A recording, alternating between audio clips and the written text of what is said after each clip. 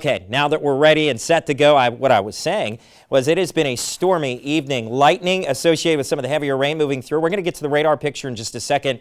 Current flood advisories in effect. We'll start with that, and this is going to be a focus with winds that will be eventually coming out of the west, and that's going to drive some of that bay water and the tributaries here for Dorchester, Wicomico, and Somerset counties. You can see where that advisory goes until tomorrow afternoon. Same thing for Kent County, but this is going to be more of that northerly and easterly wind pushing the water in from the bays. And we've got more wind advisory out from Sussex and Kent counties into the upper shore of Maryland here. That goes until 3 o'clock tomorrow afternoon. A gale warning in effect until 4 a.m. Tonight, or in early morning hours for the rest of the area, and the winds are expected to slacken just a bit, but then pick back up again for tomorrow.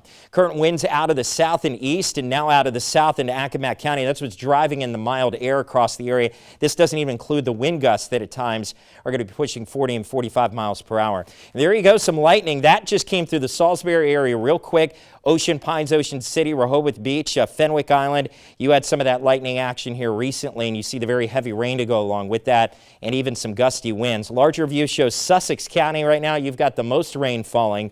That breaks up a bit back into Dorchester County, some heavier rain up toward the Bay Bridge. Let's expand the view a little bit so you can see what's happening. We've had certain areas show a little lightning activity, or at least increased thunderstorm activity. And essentially, this is a cold front here just off to our west that's racing in. And just before the front moved in, you saw this warm front come across Delmarva, and that brought those temperatures up from earlier when they were in the 40s, and now we're in the 60s in places like Salisbury and Cambridge. We're going to hang out with this type of weather here through the night. Even as the cold front comes through, it's going to take a while for that cool air to come in. In fact, what's happening with this system, it's dragging some of the warm air in with the cold air that's coming in. It's kind of mixing, if you will. So by the time it gets to us tomorrow, we're not going to see much of a drop in temperature. It's just going to hold steady in the 50s. Here's Futurecast through the night, leftover shower, then we stop talking about rain, and we look at actually some sun tomorrow afternoon, but the wind will pick back up again, and noticing that it will be a very blustery afternoon. So back tonight, showers and a few storms here for the next couple of hours, and then we'll be done. Temperatures continue to climb to near 60, and we'll hang out in the mid to upper 50s tomorrow. Windy day. Needless to say, with a high of 58. And your Brazier's Carpet Care dog walking forecast, we call it yellow paws just because it's going to be blustery throughout the day. Might be tough to get the walk in, but it looks like winds will relax later in the afternoon if you had to pick a time. And how about that? A mild end to the weekend. And Devin, not bad for Monday and Tuesday. Next shot for rain Monday night.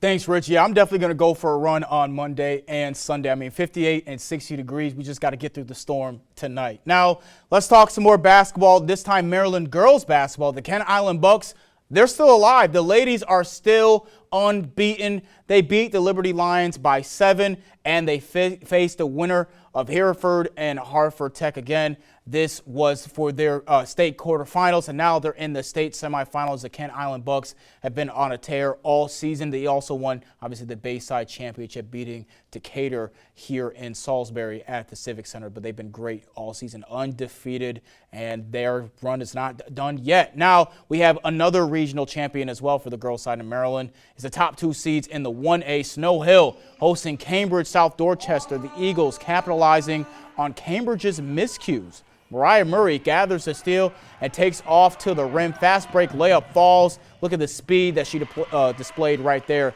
But Donesty Cephas answers for the Vikings. She was wide open on the wing, and she drills the three-pointer. A great game in Worcester County. Snow Hill, though, responds quickly. In the corner, Murray finds Mariah Milborn as she pulls up and knocks down the shot. Eagles put momentum back on their side, and that's where it stays. And if it isn't broke, why fix it? Murray to Melbourne again. Same play, same result. Eagles are rolling right along. CSD would try to keep it close, but they fall just short in the end. Snow Hill takes the regional championship over the Vikings 47-38. We spoke with head coach Courtney Keefe after the game, and this is what she said. This is what she had to say about her team's performance on the hardwood the other night. This was huge for us. We lost last year by 5 to them at their court. To have a home game, be first seed, come in here and have the fans behind us. The girls showed up. I can't ask for more as a coach. So we obviously, the way the state does it, we won't know who we play. They reseed. So I think we're going to get ready to go on the road, either Friday or Saturday. And we'll prep as well as we can and take with us the same energy we brought tonight. Okay, so that game was on Wednesday, so they will be playing in the quarterfinals of the 1A tomorrow against the Mountain Ridge Miners at Snow Hill. Again, that game is at 5 p.m. Now, our final forecast is up just ahead. Plus, I'll talk about what to look forward to this weekend in local sports here on Delmarva. Stay tuned. I'm Anthony Stanley from Cambridge, Southfield, Chester, and you're watching Delmarva Sports Insider.